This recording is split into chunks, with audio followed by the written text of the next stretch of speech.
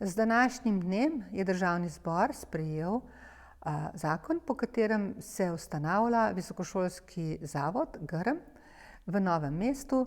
To pa je prvi korak do nove javne univerze v Novem mestu.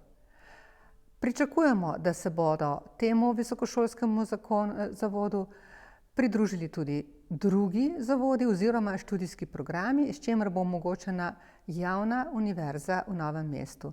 S tem se tudi decentralizira študij oziroma študijske dejavnosti. Danes imamo univerzo v Ljubljani, Mariboru in Kopru. Ljubljanska univerza je zelo velika in prav nič ne bo škodilo, če bodo lahko študentje z Dolenjskega študirali v Novem mestu.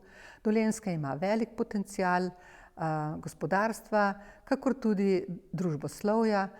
Hkrati pa lahko rečemo, da bo tudi Ljubljana razbremenjena. Tukaj primanjkuje domov za študente in tudi promet je včasih nemogoč, morda tudi zaradi tega, ker je dejansko preobremenjena.